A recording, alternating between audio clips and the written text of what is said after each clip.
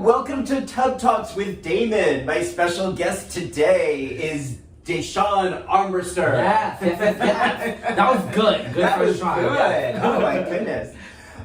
Day, you are in one of these New York City personalities, inspirers, educators, dancers, and I cannot wait to talk about that and share what this process is like for you. Oh yeah, absolutely. And thank you so much for having me, by the way. Thank you for being here. Absolutely. Thank you for being here. Before we get started, I want to ask you, what do you like most about your body? You know what I like most about my body is my legs. Yeah. I'm very protective of my legs, as you know. We'll talk about dance like a little bit more later, but that's like the bread and butter for me. Yeah. And I just like the length of it. I'm actually 5'8", but just like the length, especially when I'm like wearing heels and stuff like that, it's like one of the most powerful parts of my body that I feel like. So like, yeah, I'll say my legs. And our legs are really the things that keep us sturdy, right? When everything else might be shaky, it's like the legs that kind of determine whether we stay standing or not, literally. Oh yeah, absolutely. Definitely, like your foundation. Yeah, and you depend on your legs a lot for a lot of the work you do. A lot, yeah. So I'm a full-time dancer. Yeah. Yes, I did work for a community organization at the time, but what happened was that, like, you know, by happenstance, I was like, it is time. I'm 32 years old. Or turning 32 rather at the time, or whatever the case may be. I never given myself a full chance to focus on my passion, which is dance. And for anybody who don't know, I'm a pole dancer. Yes. Professional pole dancer, okay? Yes. So it's actually funny. So the origin of that is that, honestly, full transparency, I always used to joke that if I didn't find like a good enough paying job or something like that, I would hit the pole. I always thought of stripper stuff. So I was like, listen, if I have to do stripper, I'll do it. But by happenstance, once again, I was doing community work for like a prep program at the time.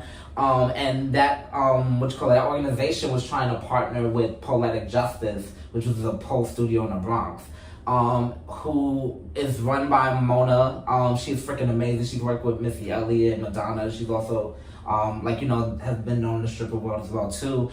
Mona Marie. Actually, she's really freaking dope. Wow. And that was my first exposure, really, of like knowing that there was even like studios or an industry, so to speak. And fast forwarding, I always say Facebook is the feds. I'm saying this out loud because, ironically enough, like I was looking for events to like outreach to or whatever, and I came across our open pole night.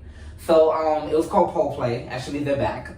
They took a little hiatus because of the pandemic, but they're back. And that's where I had my very first time. I knew nothing about pole dancing to like actually go up and just rely on my dance skills. And yeah, it was something, but the crowd was so freaking supportive. And moving forward with that, I bought a pole for my apartment. I was staying with my mom at the time. She allowed me to have the pole in the apartment in the living room. I was practicing by myself, going back and forth to pole play now because I found community and found an instructor, amazing freaking instructor, Carmine Black. Look her up, Carmine Black, okay? She was like one of my very first instructors, aside from my homegirl Matta too, because I went to a pole party and she was my first instructor. So yeah, it was just saying like the rest is history. It's very cliche, right? Because legit, like from that, it really branched off to me getting certified to instructor as a pole instructor. I've done plenty of performances. Recently just performed for a show called Stick a Pole in It.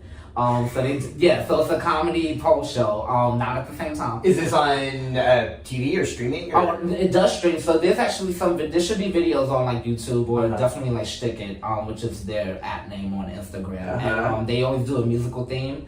They have 5 pole dancers and 5 comedians. And it's ran by a married couple. They're really awesome, Joanna and Dan. So yeah, I've done like shows like that. I've actively worked in strip clubs before as well too. So I just kind of lived the dream, and I've been doing it for 5 years now. So this started when you went to an open pole night. And for those of us who may not be aware, what that means is like there's a club, there's a pole, and people are allowed to come up and just dance and play. So basically you sign up for it. They have like where you sign up, and it doesn't matter what level you are.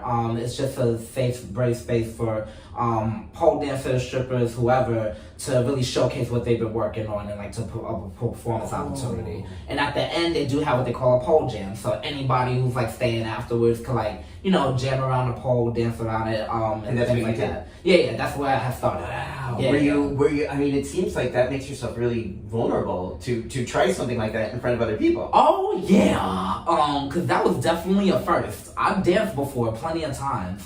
So like I had a background like hip hop, street jazz, culture, like dance hall, reggae, cause I'm partially Caribbean and stuff like that. So with that in mind, when it came to pole dance, I literally knew nothing.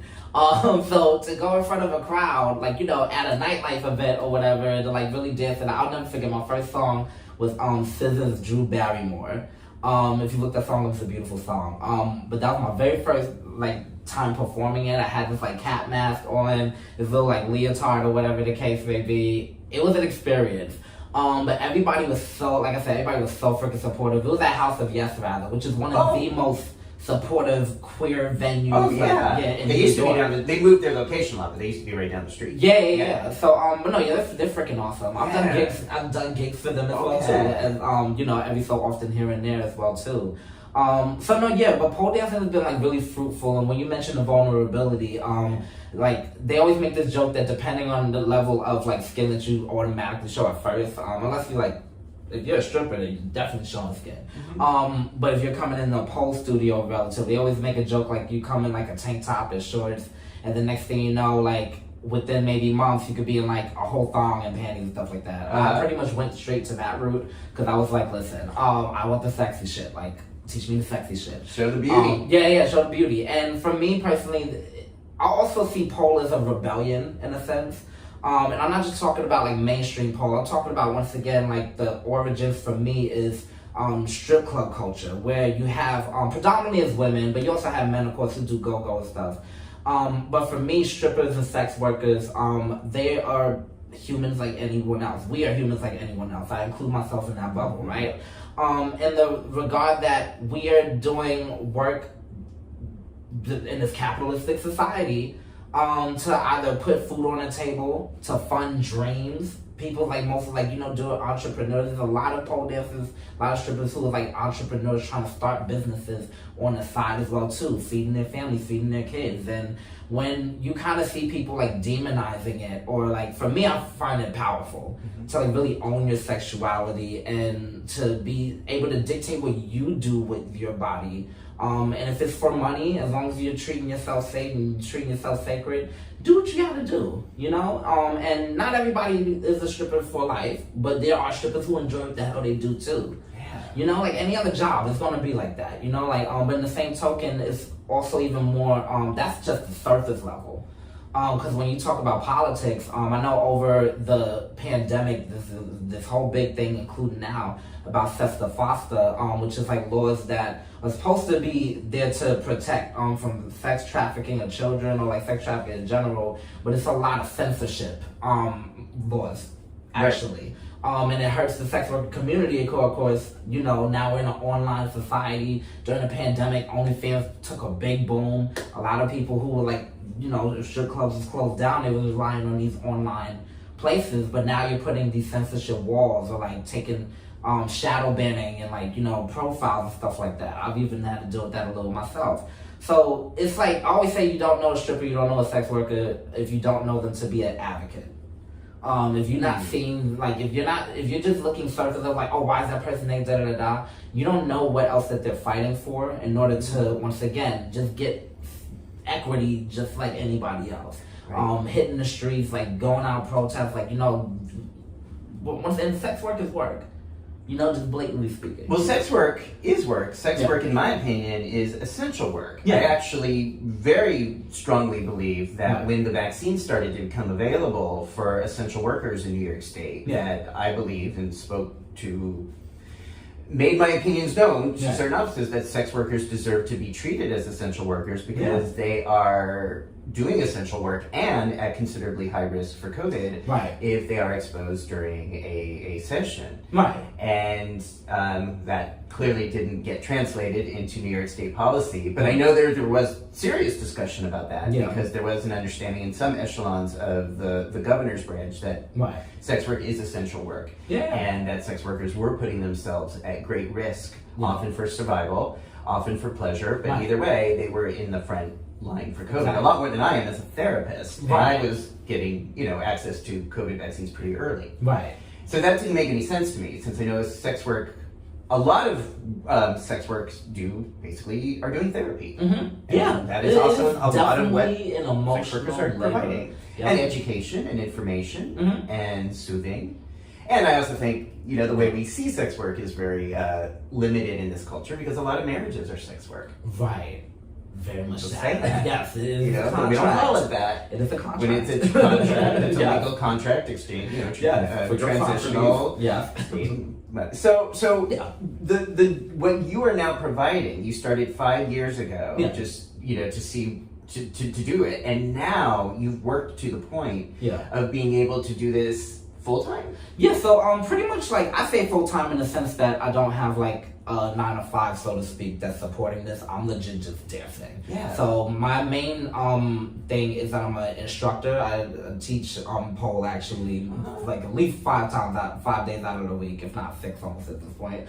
But yeah, I work at like Body and Pole and Candy Cane NY. Those are 2 studios that are in New York City and Manhattan, but there's a few more sprinkled throughout the city in general. So yeah, I actively teach more so like the foundational, the basics and stuff like that. And then when I have a little time, I teach like the actual like erotics, sensual sides of the dance as well too, because I always believe granted, there's so many ways to approach pole dance.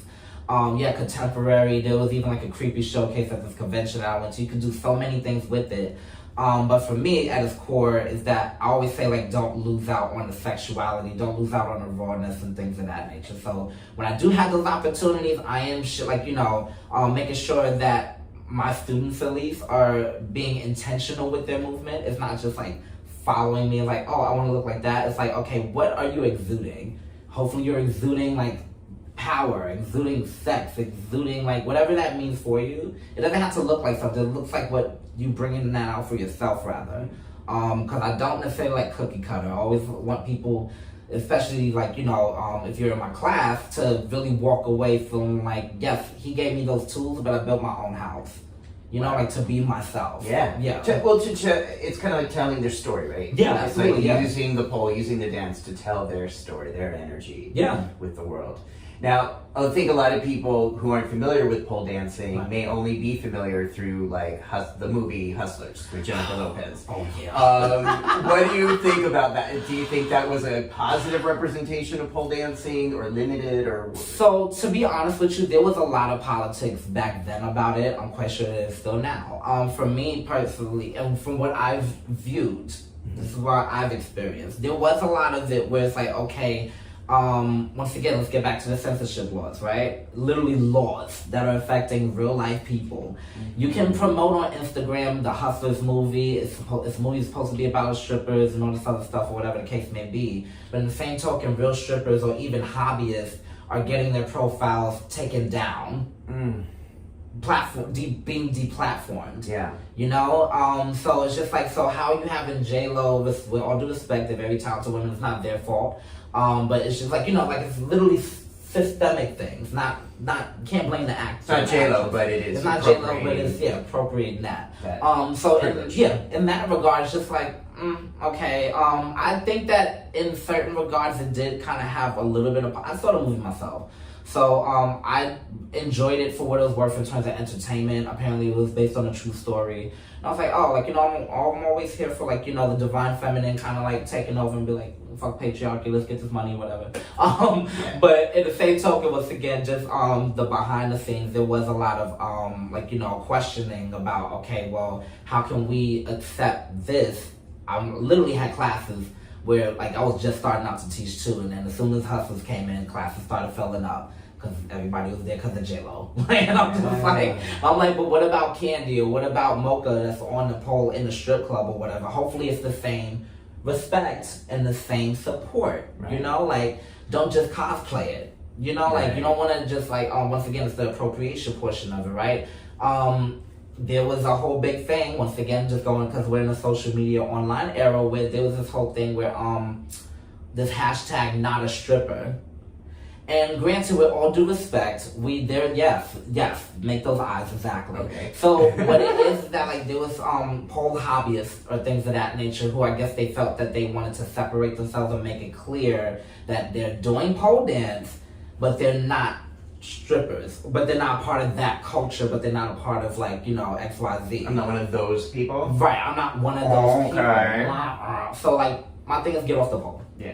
If you're gonna be like that, like there's a way to express, hey, while I do not, you know, I'm not a dancer myself, there's a way, I mean, I'm saying not that me personally, I'm saying like if I was that regular pedestrian, there's a way to be like, hey, while this isn't my lifestyle, I support my sister in this, you know, like at least hopefully you're going to the club and tipping. Mm-hmm. If you're gonna be a pedestrian, don't just sit there like it's like, you know, a field trip. Actively support dancers, support like sex workers, support those folks or whatever the case. If you're gonna be on this pole, you should also be an ally, in my opinion. Yeah. So in this framework, you're including people who strip, people who pole dance as sex workers. For me personally, For you, yes. okay. Yeah, when it comes to strippers, yes. And it's not necessarily, well, sex work is a spectrum as well. So you have folks who actively do like, you know, engage in intercourse, and that could be like, you know, BDSM and like other things or whatever too. But in the same token, when it comes to sex work as well, funny enough, I always make this example, even a cameraman for your favorite porn star or whatever, technically that's part of sex work because he's in the industry of filming it, of like, you know, being a part of that. Or when it comes to strippers, it's more so of like selling that illusion rather, right? You're not actively having sex with the person, but you're actively like, you know, you're shaking hands in their face, you're like spreading it wide, you're dancing on them or whatever. It's that illusion. And once again, that emotional and physical labor Right. for it. That has a sexual overtone. Shit. Right. Not even undertone. Like you go to the strip club, to when it comes to these women, you go to see like, you know, breasts and ass. Or if you're going to see guys like go-go dancers, you're going to see their dicks and ass and stuff like that. You know what I'm saying? So that in that portion, that's where the sex work comes in. Got it. Right. Okay. Yeah. For clarity for the folks out there. No, thank you for Right, clarifying yeah. that, and also really clarifying the implicit privilege of those who can promote this Yeah. without being punished. Like, you know, again, like the system, like Jennifer Lopez, but like that system that says we can do this, we can celebrate this and uphold this as an art form within the echelons of our privilege. But for people who are really doing this for a living from day to day, could potentially and often do get censored through the FOSTA-SESTA laws, which were so-called intended to protect child trafficking and really in effect harms and damages sex workers. And most importantly, I think the safety of sex workers, because what a lot of online does and what Craigslist used to do is allow people sort of a safer venue by which to possibly attract clients and vet clients.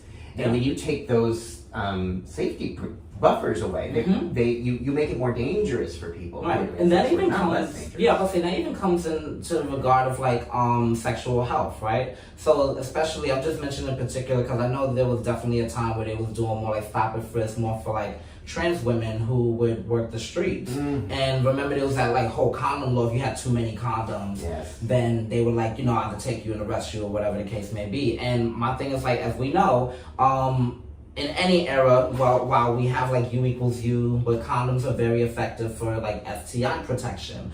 Like, you know, it's 98 point whatever percent effective, but it's still effective nonetheless. So if you're having those legislations where you're completely criminalizing sex work in whatever regard, whatever it looks like, and it's affecting the contraceptives at this point, or like saying like, you know, like thank goodness nowadays there's PrEP, or thank goodness now we know that if you're HIV positive, and if you're maintaining your medication, you know, that, you know, definitely gotta be over 6 months, folks, then you become undetectable, your viral load is low, you're not. And actually now we believe it's less than 6 months. Also, so the U equals U message is now more believed, and again, we're getting more data to show that it's even less than 6 months when you're undetectable. And very happy. Untransmittable. It's still, you know, it's emerging and these things do change. But yes, that is absolutely, like, now we have that, now we know that.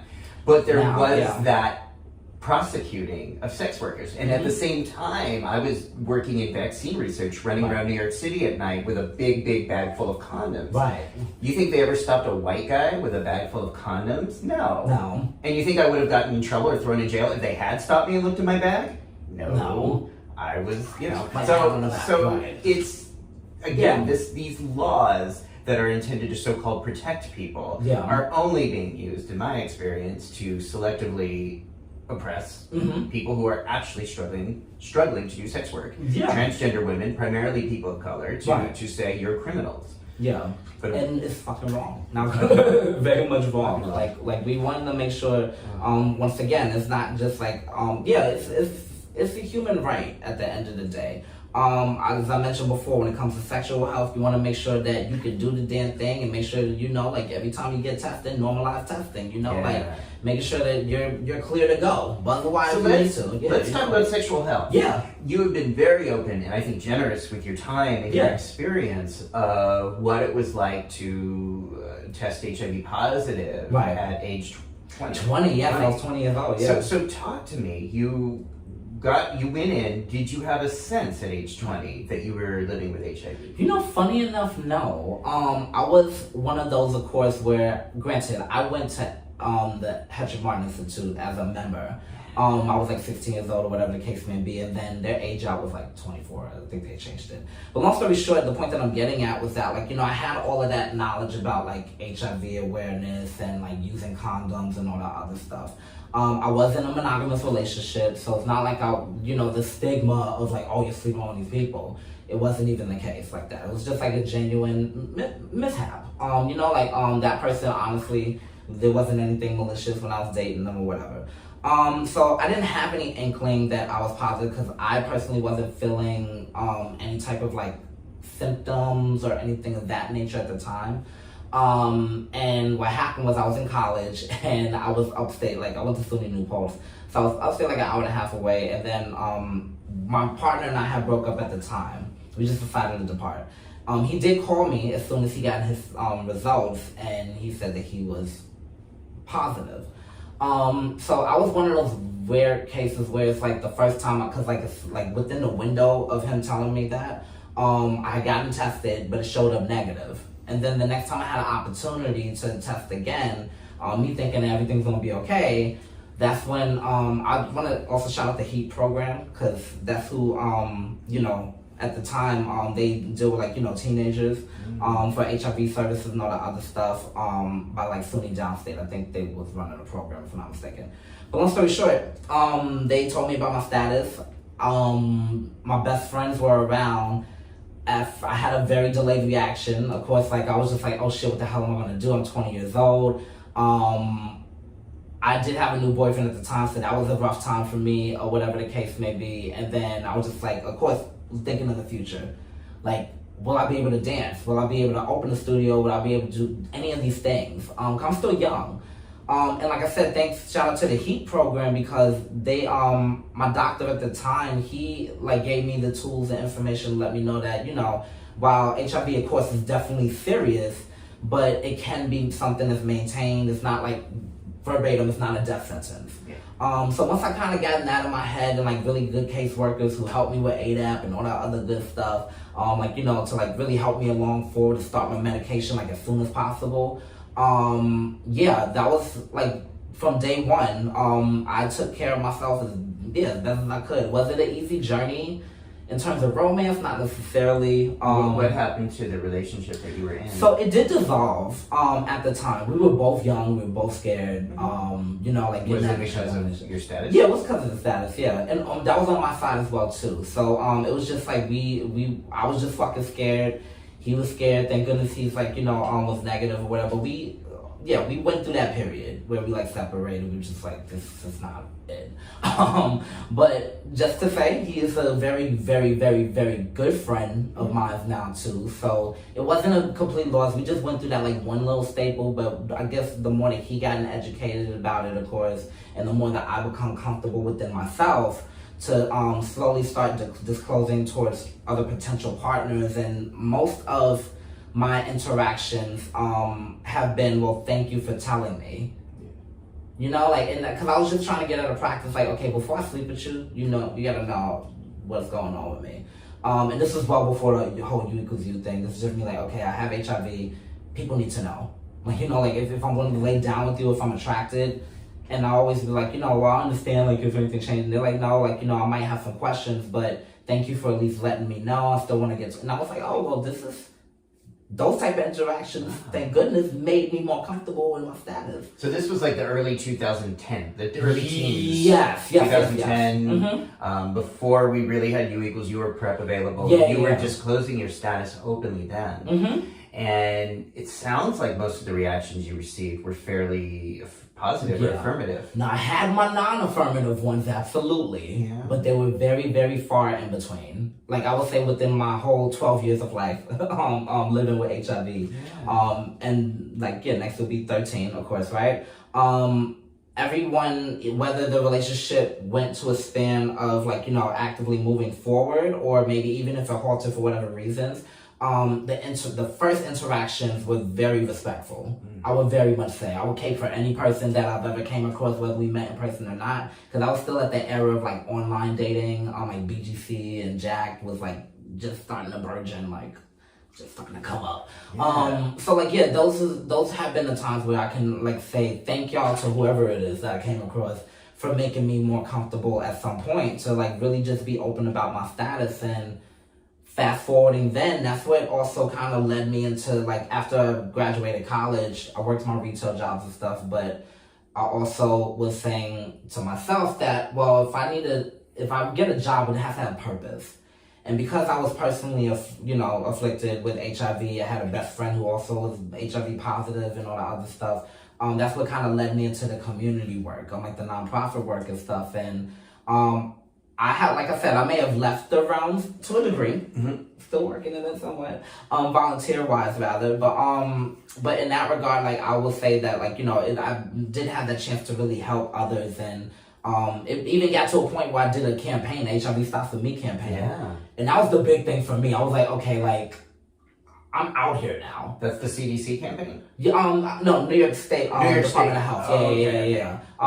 They have a current run. I took a break from it because last year was my last year or whatever the case, because I wanted to focus on dance and all that other stuff. I miss my HIV Stops With Me family though. But no, like, so I'm like out here on freaking billboards and stuff like that, or like online things. We're doing like events and stuff like that. So now, it's like my status is absolutely out there. And with those like things, it like slowly even made me a lot more confident to just live unapologetically. Like, I always tell people a joke that like nothing really changed but the weather, with me. Like, I'm still relatively healthy, relatively fit, to my liking rather.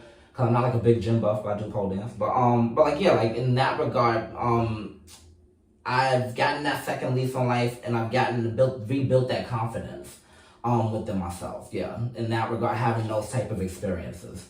So part of this process was being public, like literally having your face on New York State billboards, on subway trains, subway trains. Yeah. Any negative consequences from being that open? No. Wow. That's actually kind of weird. I have not gotten any negative things. If I have, I always say this as well too, because granted, I'm pretty much everything. Like, I'm black, I'm gay, I do pole dance, I'm pretty much feminine, I'm HIV positive, all the stuff or whatever, right? That like, if you don't like one thing about me, there's the other thing that you can't like. But the point that I'm getting at is that if there was any type of hate or negativity, it was definitely averted, or I just never experienced it. Because of me just being a full transparent person. And just, my thing is like, as long as my mom is good and she knows things, I don't care about what How does she feel about you being so public? Oh, so she's she's a little bit more like soft and reserved, but as I did the campaign and stuff like that, it's always about my safety. I'm my only child.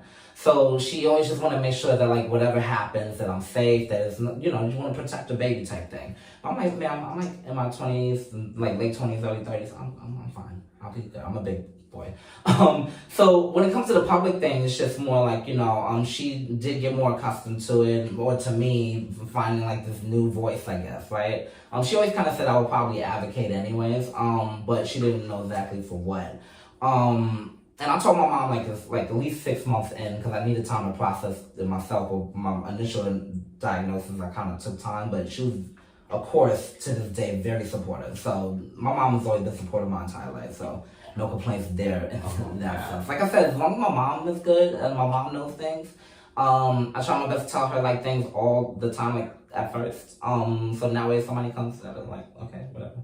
So that includes the dancing portions, you know, like I've told my mom about like, you know, the things that I've done either in the club, or she's also been in a couple of my more stage performances. Yeah. So she's aware of like what I do, in that regard. But no, yeah, in terms of like how she handled it beautifully. You know, like we had our moment, of course, like of emotion and stuff like that, but she's just always been like she says and I say, my number one cheerleader. So wow. it was good to have that support, and including with my friends, because I ain't losing no friends either. So cheers to the mom. I'm gonna get some of the water here. Yeah, oh my goodness. So, oh my goodness, I'm so glad we're here. Thank you. I'm having good vibes, good energy. Yeah. So one of the things that I'm just gonna shift a little bit. You're good. Sorry, I'm sliding. Oh, you're good. So when COVID hit. Yeah. Oh baby. Yeah. COVID. Yeah. COVID. So one of the things that I really witnessed you doing and was so appreciated was how the Impulse Group, New York City, Yes. who had already been such a wonderful supportive team hosting in-person events where people felt welcomed and empowered and educated and included and fun. Yeah. But you seem to make the shift from in-person to online almost immediately. It just seemed like you and the team very quickly took the reins and found ways to help people remain included and feel part of a community when we were forced to only be in our little virtual boxes. Tell me more about that. So yeah, for those who aren't familiar with Impulse Group NYC is, Impulse Group NYC is one of 25 global chapters, rather. We're a nonprofit volunteer organization that is aimed to engage, support, and connect the queer community. I say queer because you gotta get up to the top, of course. So with that being said, as you mentioned, it was definitely like, oh shoot, we're locked down. How are we gonna do our work? I do have to shout out at the time that when I first joined the board, I was the advocacy director. So shout out to my good friend John. John Gibson? John Gibson, yes. John Gibson. Love John Gibson. Invitation to the tub, John. Okay. Come to the tub. Okay. So John, he does like marketing and stuff like that, and he was just very much savvy. So he was like, oh, like, you know, there's Zoom, how could we do like Zoom and XYZ? And that's how we kind of like really did transition. So we was like, okay, what topics do we really want to talk about? And let's just bring this to like a roundtable discussion between either us or if we invite certain people. So we've done legit, like we talked about kinks, we talked about, of course, like polyamory, that's the show that you was a part of. And then what really, one of my favorite things, of course, because, you know, Black Power always, was the Breathing While Black, because that was around the time when, unfortunately, George Floyd, you know, like the George Floyd issue happened. So there was a lot of rage. And granted, contrary to belief, you know, while all of us are in the LGBTQ spectrum, there is still, you know, white privilege that needs to be acknowledged, that needs to be addressed, even within our own community. So while it might have been a heterosexual man, so to speak, and there was a, Tony McDade, I believe, was the trans man, black trans man who was also killed by police around that time as well, too. And a lot of people probably didn't know about him, but you know, so it does still affect us all within our community. And when it came to, you know, like our allies, so to speak, or the people that we needed to come, we needed them to be like, hey, get your people together, you know, like, because at this time you're going on our emotional labor. And that was things that we talked about. That was things that we felt like needed to be addressed. We legit, also what I love about Impulse is that we listen to our community. Instead of telling them what they need to hear, we actively see like what's the scope of things within our community that needs to be addressed. And what is the community saying to us, you know? So, yeah, when it comes to that shift, which I really enjoyed that we were able to do that, because Impulse for me personally, I found out about them like through one of my friends, who we're friends now, of course, Courtney rather. He was volunteering for them. They did a Fire Island pool party, and I was like, whoa, we're doing a pool party, but not only is it a pool party, you actively have like community resources, like, you know, like where to get tested, like different activations or whatever that's around it, you know, and having a good time with it as well too. That's something that sticks out to you, you know, versus just panel discussions are good. I enjoy talking, as you can tell. But in the same token, you want things that people could feel more included, more of like a, I guess, higher echelon experience, but then also in the same token, you're walking away learning something. Yeah. At least that's what I would feel, right? So, yeah, when we were able to translate it to just like a talk thing, that gave us a chance to also go beyond borders as well too. There was people who tuned in not just for New York, but like, we had people from Atlanta, because we also have Atlanta chapter, or like other people from other states may have like came in and actively gotten that knowledge. And as we know, geographically, you can get totally different information depending on if you live in a more progressive place like New York, or if you live in like the Bible Belt. Certain things you can't even discuss, such as like sexual health, or like even to a degree like kinks and how to safely play in sex and stuff like that. Like, so it was good to be able to, once again, like, that's why we serve the New York community, to also connect with other people in other communities and learn from one another in that realm. Wow. You also, as you mentioned during that time when the George Floyd murder, execution, lynching happened, you shared in the group, and you shared in interviews, a very strong reaction, which is... Yeah. Can you say more about what that moment... Man, so for me, and this is even fresh feelings as well too. What meant for me, unfortunately, my uncle who passed away when I was like 17. I always think that if this happened to George Floyd, what could have happened to my uncle? I took it personally in the sense that when anyone looks at me first or whatever, once again, I'm black. It doesn't matter that I'm gay, whatever case may be within this society and racism. I'm black first. My uncle, who was someone like a very good man, but like big, burly, I saw him in George Floyd. And it once again, it might sound corny, might sound cliche, but if he were alive today, unfortunately, I felt like that would have been close to home.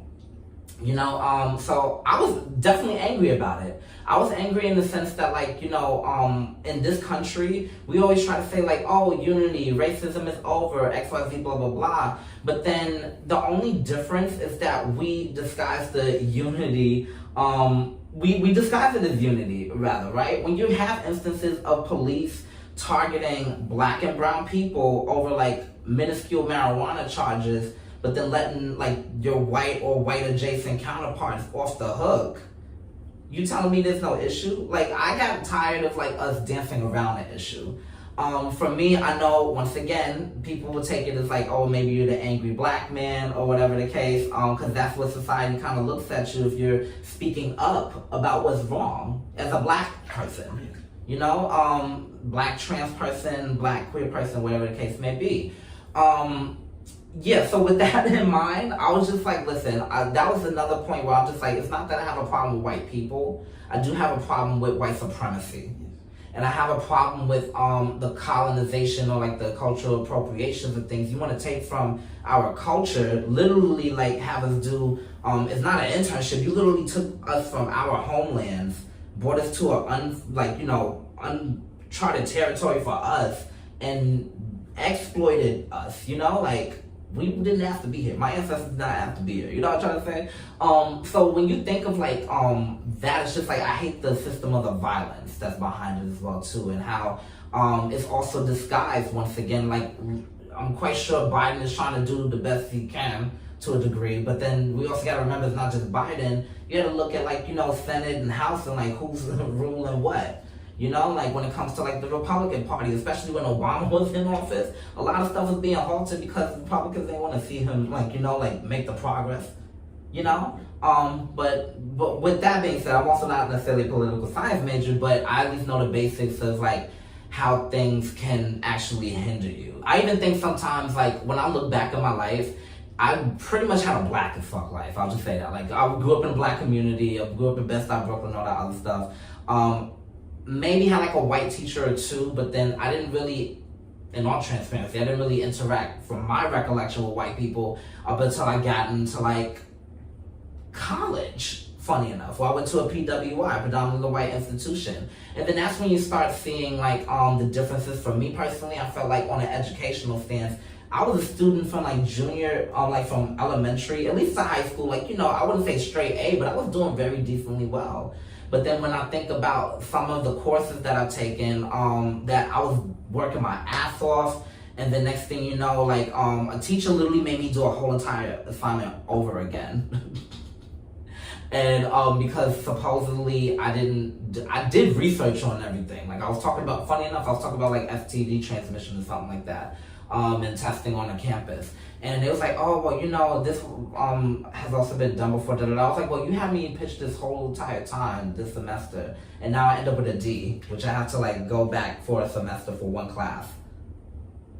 You know, or like it's just like how that's one example of a couple of things. And I don't even want to say this on camera, where I also had, you know, college or whatever, smoking and stuff like that or whatever, but there's other people smoking that don't look like me apparently, you know, that's like white or whatever the case, right? I'm minding my business, we're not even making no noise, we're on our way to the bar, and long story short, we get off the campus grounds, but we hear somebody running behind us. It's one of the campus police.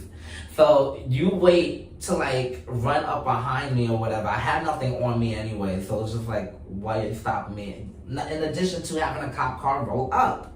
And you're asking me, oh, give me a reason I shouldn't take you in and shouldn't arrest you. And I'm like, well, first of all, this is a lot, okay? Second of all, yeah, like, you know, like, in that type of juxtaposition, yes, they were white. You know what I'm saying? Like, those are the instances that I like legit started dealing with racism, whether it was like a small instance of, there's no real gauge about it. Racism is racism, whether it's a microaggression or macro. You know, like, people gotta realize that, yes, racism exists. So when it comes to that, yeah, once again, I could just ramble the frick on, but that's what, for me personally, it hit. That all of those experiences started, like, you know, triggering not just for me, but I'm just thinking of other people who could have been in my life or who are in my life that could still equally be affected. You know, like, that's what really made me as vocal during that time. And then when you speak that truth, yeah, you get perceived as the angry black guy. Yeah, there's been times, I mean, granted, within my certain circles or whatever, including white people, there's people who agree with me, yes. Yeah. But I've also had those comments that's like, oh, well, why does everything have to be about race?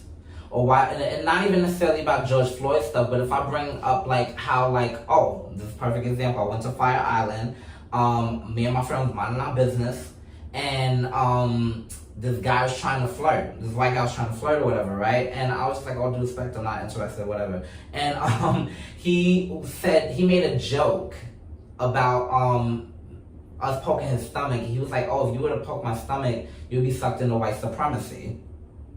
And I'm like, what, yeah, like, why do you think that's funny to say to a black person on Juneteenth Day? I will never forget that day. I don't even understand the joke. I don't understand the joke, because he was also like, he was like thick, which that's not, has neither here nor there. I'm body positive, so it's whatever. But he was thick, and that was supposed to have been his, I guess, joke on himself of A, being white and him being fat and whatever the case. But I'm like, A, that's like racist. It's racist. You just said a racist joke, and you, like, my friend went off on him. He was like why would you find that funny? Like, why would you think that like that was something good to say? And he just was like, oh, I didn't know. I just thought it was like a joke. I was like, this is the exact, you know, thing. Like, people think it's just like, yes, it goes from police brutality even down to the words of like folks asking me if I'm in a tribe, because I have like the surgery scar on my elbow from when I was 7 years old. Freak accident or whatever, like fractured my elbow. I've had people ask, oh, what tribe are you from? Were you in a gang? I shot guns in a gun range, but I never like gang banged in my life or whatever, like, or with all due respect. So it's just like, you know, those type of assumptions. Like, and you would even have to combat that, and once again, within our community. It's not just a cis hetero thing. Yes, the cis hetero, white patriarchy, you gotta fight it. But in the same token, when we're talking about within our own communities, there's a lot of like lessons that also need to be learned as well too. Because at least one thing that we share is queerness. So we could get over, like, you know, the racial things. I feel like there could be a better way for us to really actively unite. You know, like, if we could like battle the systems that's above or whatever the case to get to the nitty gritty, like, hey, we're still the same as well too. Yeah, that can help out somehow. So, you know, what I'm hearing, and I'm really glad you're saying this, is that this is part of your daily experience. Even when you're minding your own business with your friends, you are expected to handle and deal with the microaggressions Yeah. with, I don't even get what the joke was, but you've got to deal with that shit that is purely based on race. Yeah. And then the macroaggressions of cops harassing you for doing exactly the same thing the other white students were doing. Right. Living in this witnessing of this consistent police violence and murders that are happening on a regular basis to black men, black women, people of color. And you're expected then to not, why are you always talking about race? Is the question you get asked. Right. You know, and how that just makes no sense. It's like, well, how, you know, you did not consent to that. Your ancestors did not consent to being slaves. Right. And yet you're supposed to not talk about race. You know what I'm trying to say? Like, or even like in a cultural standpoint, if it's not me personally, you have out there in society where white people are literally like, oh, well, why is there a Black History Month? Why is not a White History Month? That has been said, yes. Folks always have issues even down to fictitious characters where like they might swap a race of like one person if the character is traditionally white and they make it black in cinema. Oh, all of a sudden it's just like this big uproar when that person doesn't even exist in real life. Yeah. It's a fictitious character. You know, like that's the disease that, once again, racism in general. I'm speaking of white supremacy, at least within America, but I'm quite sure there's other things within the whole global scope, you know, wherever geographically for them, they have to deal with a certain level of racism as well, too. So my thing is just like, yo, like, how do we combat that? You know, it is going to be a forever ongoing question because it's, once again, it's even ingrained down to the very laws that run this freaking country. And when you have people within the powers that may be that's not willing to shift, at what point do we start burning stuff down again? Like, you know, I'm just saying. Yeah. Revolution.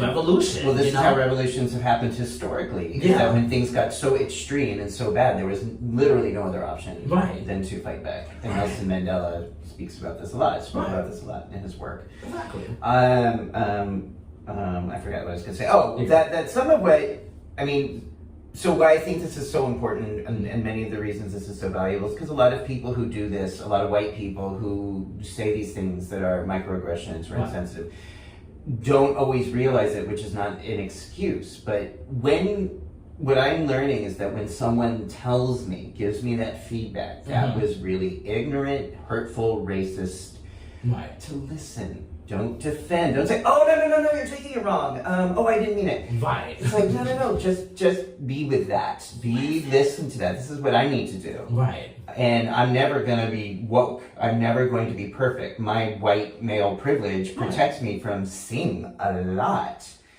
Yeah. And with the George Floyd lynching, I got a beginning of how much is happening that I'm not saying. And I want to understand that. And I'm so grateful to these conversations. Yeah. But it's still up to me to learn that, to listen. And when I get that feedback is to listen to it. Right. And so we all, you know, it's like, I am racist because I grew up in a racist culture. I grew up in California and I inhaled smog all the time. So there's smog in my lungs. I didn't ask for that. It's there. Right. I grew up in a racist culture. So that's always in my brain. It's not a matter of if it's there, it's when it's there and how it shows up. I grew up in a misogynist. I grew up in a homophobic, transphobic culture. So for me, if there's a way forward, it's learning what that is and seeing, knowing if I know that, can I do better? Will I do better? Right. And I don't have any clear answers to that. Yeah, and it's okay to be unsure, but once again, like you said, as long as you're at least trying to listen and not be on the fence, you just soak it in and just be like, hey, if someone tells you, hey, like, you know, don't touch my hair, that's a thing, like, you know, that is a thing, you know, we're not pets, whatever the case may be, we're not, like, anything foreign with, that has, like, undertones of racism within itself. Just using that as a small example, right, like a ramble. But it is about, like, at least trying. I think that if one white person and another white person got together, actively started trying, and I've seen it, at least, you know, like I said, nobody's perfect, but at least they try to hear Black people out and hear, like, what's going on. And it's just that, once again, it doesn't travel up, though. You might have it, like, going laterally, but there has to be more effort of it traveling up. And when I say traveling up, to the government. Because they're the, like, yes, while it's supposed to be our government, we're supposed to be our democracy, the voice of people, it needs to be harder up in that direction, and not from just black folks. I'm just saying out there, like, we put in too much emotional labor just throughout history, even until now, like even explaining some of the stuff or whatever the case, and it's just like, okay, well, when is the time with the white folks who do get it, when are they gonna like really like make the noise enough that effective change will happen in that regard? If people are watching this, if white gay men are watching this thinking, how can I be more of an ally? How can I not put out toxic energy into the world? What might you advise? With all due respect, when it comes to, I think of it more so as like inclusive spaces, right? Don't, once again, microaggress or like try to gatekeep your spaces or whatever, because when it comes down to it, I've seen at least or whatever where you have something that's dedicated to black or brown people, and then white people's like, well, why do you have to have that separate? Like, what is that? It's about equity. We need just a space where, of course, culturally we understand one another, where we could commune or whatever, like, whether it's a bar, whether it's a panel, whatever the case may be, for us to come together. Y'all have had history to including, like, just inserting yourselves or whatever, right? And for me, I don't mind it if, like, if a white person comes into space because they're willing to learn, they like, they want to, like, maybe do better, depending on what the conversation is. Like, at least I see that support, right? Not coming antagonizing.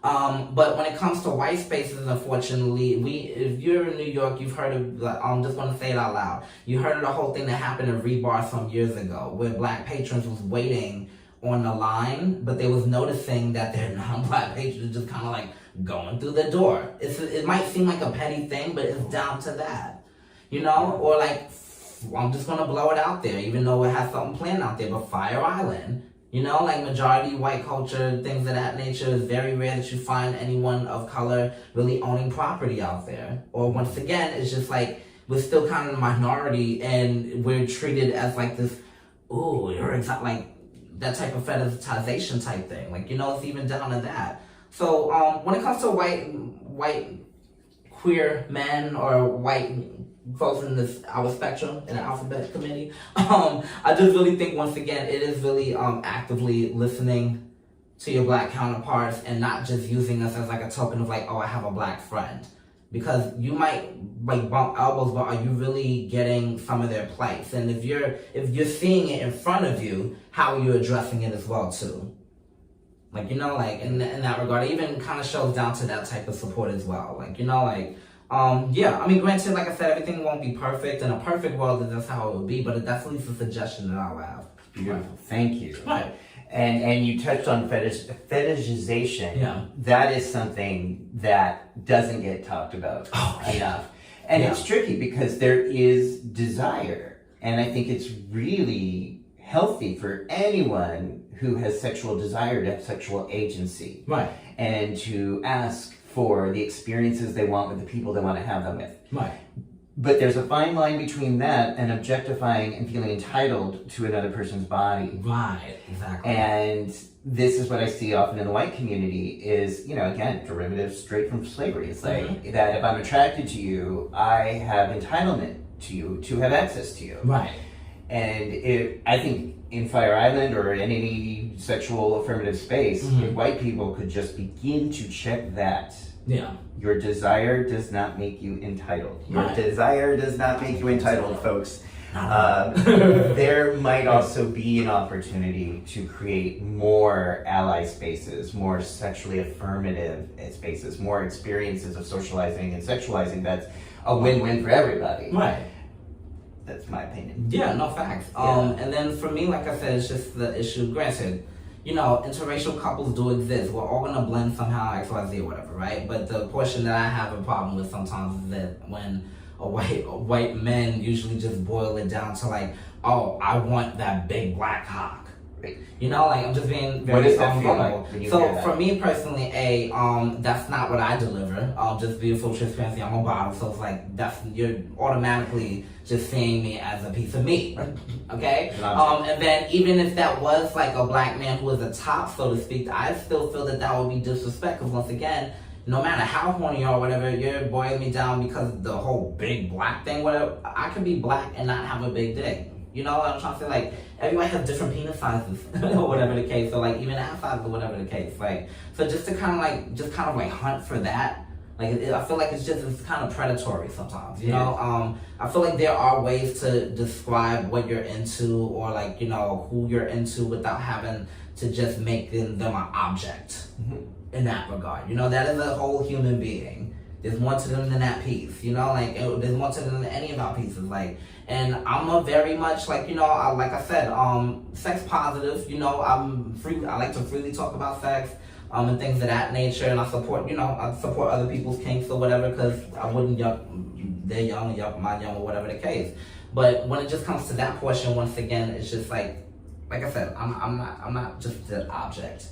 You know, that's definitely a turn off. Yeah, definitely a turn off. I'm like, no. Oh, yeah. Beautiful. Yeah.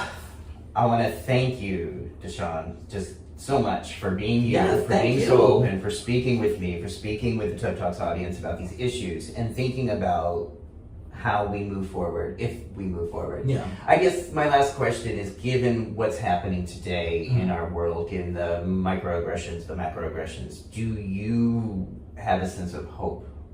To be honest with you, there have been moments where I've had senses of hope. I'm not saying that all hope is lost. Unfortunately, our country is under siege. Even recently, we went through a lot of like the schools being shot up, churches, like grocery stores. That was very targeted, you know. So those things like have happened. It's like, what the hell more are we gonna do about it? Like, what about the gun laws, all that other stuff, right?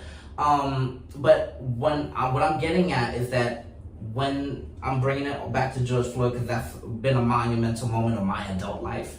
Rather, you read about like the Million Man marches and all that other stuff or whatever, but that's the one time where me personally, I've actively seen uproar from not just black people, but at least the white folks who are like willing to like say, hey, this is wrong.